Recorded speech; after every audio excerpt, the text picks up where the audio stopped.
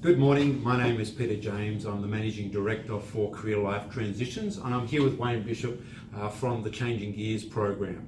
Now, recently, or actually not even recently, over the last couple of years, we've had a lot of organisations we're working with who are really seriously underestimating and probably not focusing on the issue of this bubble of employees that are going through into retirement.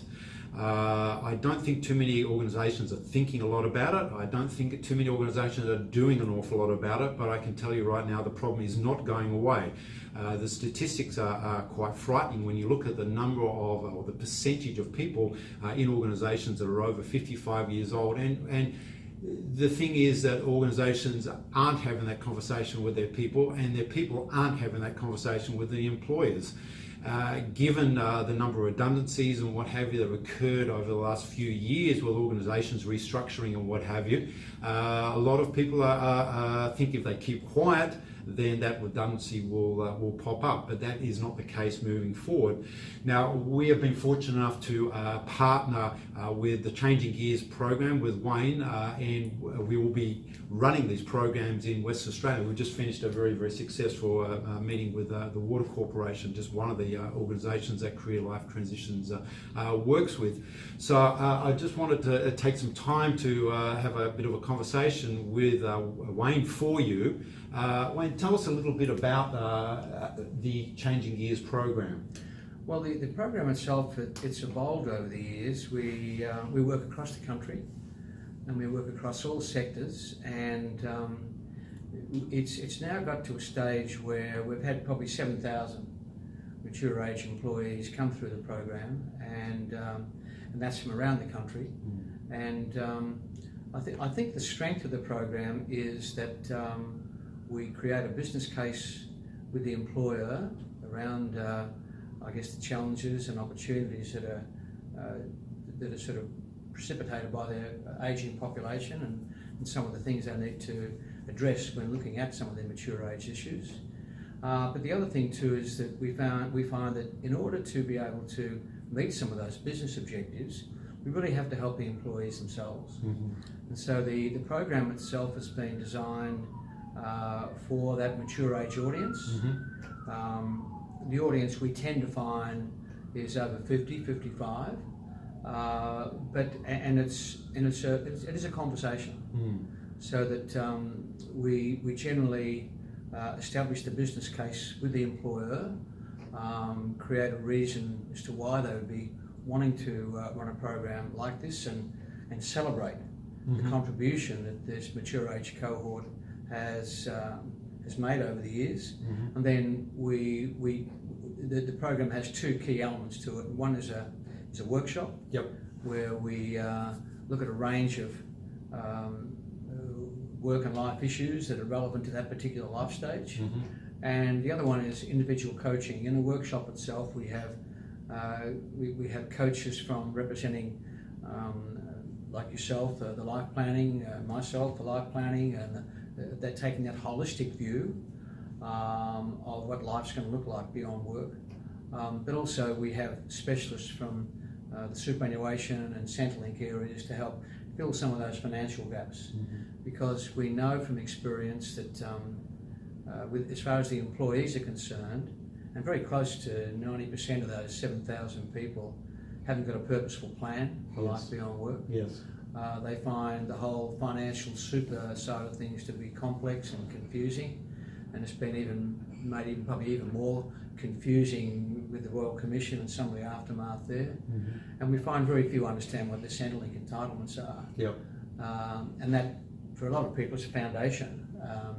And so to be able to assist them with that and bring all those three areas together has proved to be incredibly successful. And we're just going, as you know now, and running the program for us in WA, it's just going from strength to strength.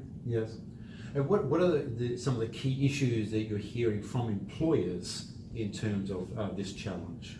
That's a very good question. I think some of the key issues relate to, and we heard that this morning in our discussion, they relate to the whole workforce planning scenario, and that is how do you attract and manage talent regardless of age?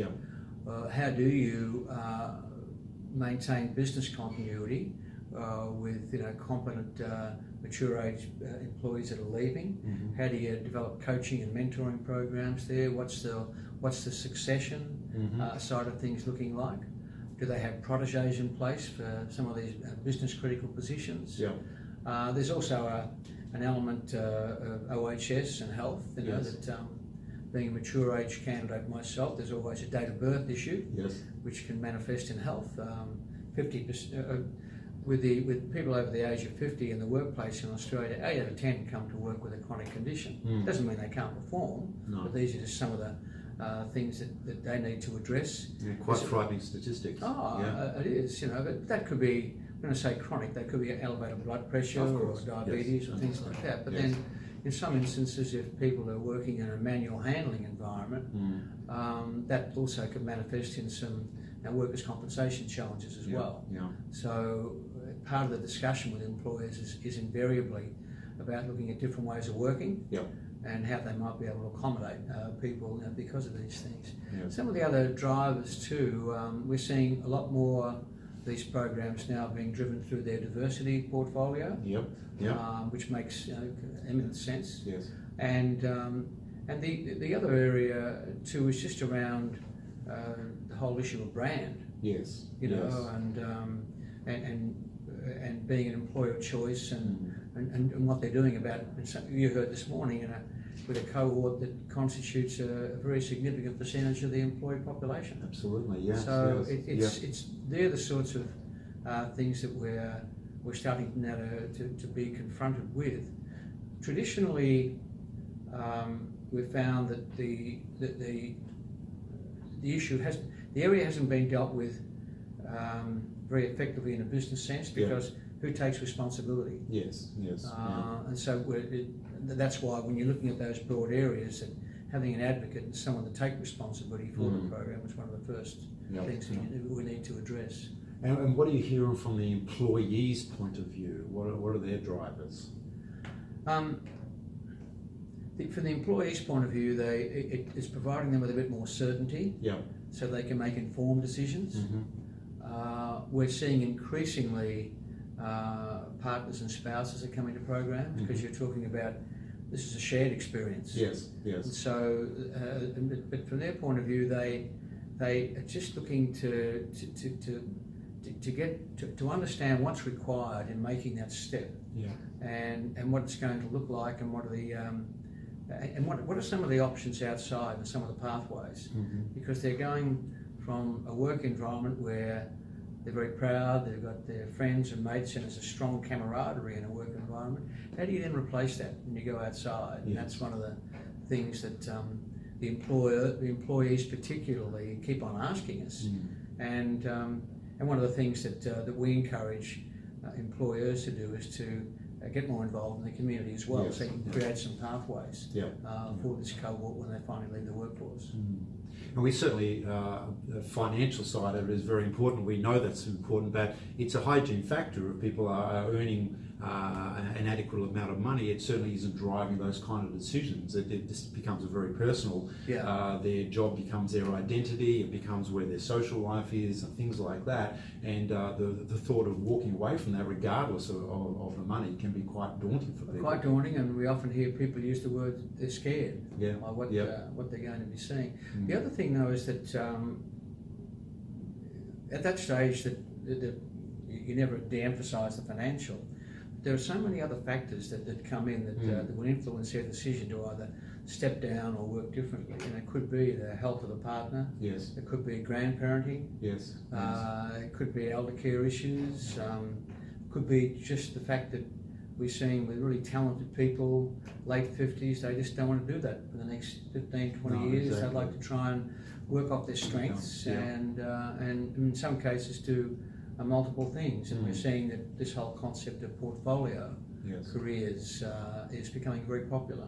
You heard this morning, in some cases, the idea of employees using the last few years to learn how they can start their own business. Of course, yes. So that there are so many options open there, but they do need some guidance, and that's where I think the program has been very successful. Yes, I'm sure that, I mean, the whole prospect of retiring in this age where everything is moving so quickly, technology, the economy, I mean, it's not stable for extended periods of time anymore as it may have been 20 or 30 years ago. Now, 2-3 years, the landscape can change, and someone, I guess, who was used to a stable environment and now finds themselves in a much more volatile environment is frightened. They don't know what decisions to make, they don't know what questions to ask, they don't know where to go and get information. And the other thing too, that as part of that program too, we encourage them to maintain their curiosity, to understand what sort of learning options they need to take on to stay employable. Yes. In some cases. Yeah. But this is why it's such a complex area, because you've got the changing nature of work. Yes. And you've got people in this cohort that are being exposed to technology and work methods that they're not used to. Yes. So they're having to make adjustments too. But you're finding that with progressive employers, they're taking that into consideration. Yes. And creating some terrific scenarios for that cohort to improve their competencies. Yes. And to move into other things in the community, which is great. Yeah. Yeah. I'm talking with Wayne Bishop from Changing Gears program. If you'd like to know more, if you want to meet with us and have a chat about your ageing workforce and how career life transitions can assist through that. It's an excellent program. As Wayne was saying, it's been run through many blue chip companies throughout Australia. Over 7,000 people have come through the program, and we're hearing nothing but fantastic praise about it. So please give us a call, Peter James, Career Life Transitions, and we look forward to speaking again. Thank you, Wayne, for your time. Thanks for coming over to WA. Thank you, pleasure.